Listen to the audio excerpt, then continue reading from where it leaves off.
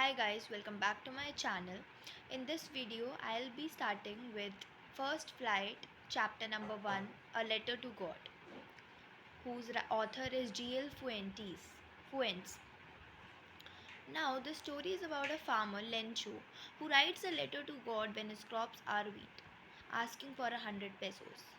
This story gives a brief about a man whose man's unshakable belief in God.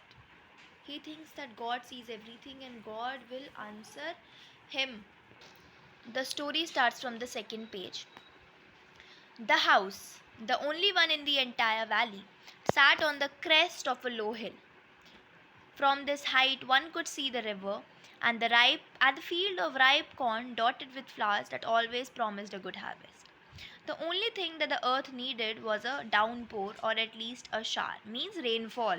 The earth wanted rainfall, the crops wanted rain to grow. Throughout the morning, Lencho, who knew his fields intimately, had done nothing else but see the sky towards the northeast. He was in hope for rain. Now we are really going to get some water, women.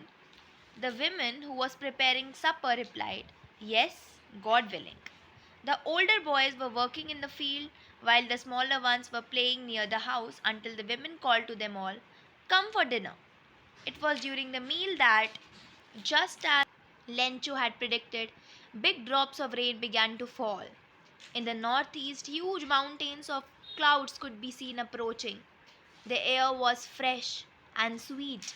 The man went out for no other reason than to have the pleasure of feeling the rain on his body, actually. And when he returned, he exclaimed, These aren't big raindrops falling from the sky. They are new coins. The big drops are 10-cent pieces and the little ones are 5. Why Lencho said the raindrops, the coins? Because rainfall is very important and very integral part of a farmer's life. Without rain, a farmer is not able to grow crop. So, crops or rainfall is referred to as coins for farmers. With a satisfied expression, he regarded the field of ripe corn with its flowers draped in a curtain of rain. But suddenly a strong wind began to blow, and along with the rain, very large hailstones began to fall. These truly did resemble new silver coins. The boys, exposing themselves to the rain, ran out to collect the frozen pearls. Unfortunately, storm began to happen. Storm came. It's really getting bad now, exclaimed the man. I hope it passes quickly. It did not pass quickly. For an hour the hail rained on the house, the garden, the hillside, the cornfield, on the whole valley. For an hour. The field was white as if covered with salt, and all the crops were ruined. Not a leaf remained on the trees.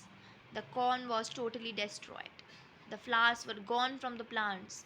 Lencho's soul was filled with sadness. When the storm had passed, he stood in the middle of the field and said to his sons, A plague of locusts would have left more. The hailstorm has left nothing. This year we will have no corn. That night was a sorrowful one. All our work for nothing. There's no one who can help us. We'll all go hungry this year. But in the hearts of all who lived in that solitary house in the middle of the valley, there was a single hope, help from God. Now, from this line, we came to know how much he believed in God. Don't be so upset, even though this seems like a total loss. Remember, no one dies of hunger. That's what they say, no one dies of hunger. All through the night, Lencho thought only of this one hope, the help from God, whose eyes, as he had been instructed, see everything, even what is deep in one's conscience. Lencho was an ox. Here, ox has been used like an hard-working person of a man, working like an animal in the fields, but still he knew how to write. The following Sunday at daybreak, he began to write a letter which he himself would carry to town and place in the mail. It was nothing less than the letter to God. God, he wrote, if you don't help me, my family and I will go hungry this year. I need 100 pesos in order to sow my field again and to live until the crop comes, because the hailstorm destroyed all of them. He wrote to God on the envelope, put the letter inside, and still troubled, went to the town. At the post office, he placed a stamp on the letter and dropped it into the mailbox. One of the employees, who was a postman and also helped at the post office, went to his boss laughing heartily and showing him the letter to God. Never in his career as a postman had he known that address. The postmaster, a fat, amiable man, also broke out laughing, but almost immediately he turned serious and tapping the letter on his desk commented, "What faith! I wish I had the faith of the man who wrote this letter," starting up a correspondence with God. So, in order not to shake the writer's faith in God, because the writer had an unshakable faith in God, the postmaster came up with an idea: answer the letter. But when he opened it, it was evident that to answer it, he needed something more than goodwill, ink, and paper. But he stuck to his resolution. He asked for money from his employees. He himself gave a part of his salary, and several friends of his were obliged to give something for an act of charity. It was impossible for him to gather together the 100 pesos, so he was able to send the farmer only a little more than half.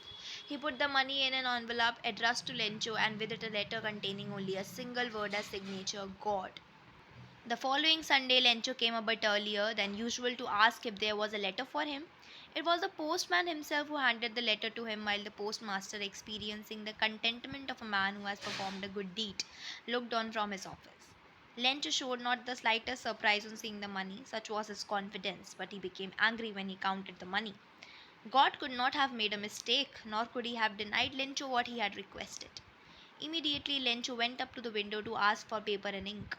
On the public writing table, he started to write, with much wrinkling of his brows, caused by the effort he had to make to express his ideas. When he finished, he went to the window to buy a stamp which he licked and then affixed to the envelope with the blow of his fist. The moment the letter fell into the mailbox, the postmaster went to open it. It said, "God, of the money that I asked for, only 70 pesos reached me. Send me the rest, since I needed it very much. But don't send it me through the mail, because the post office employees are a bunch of crooks, thieves, Lencho." That's it.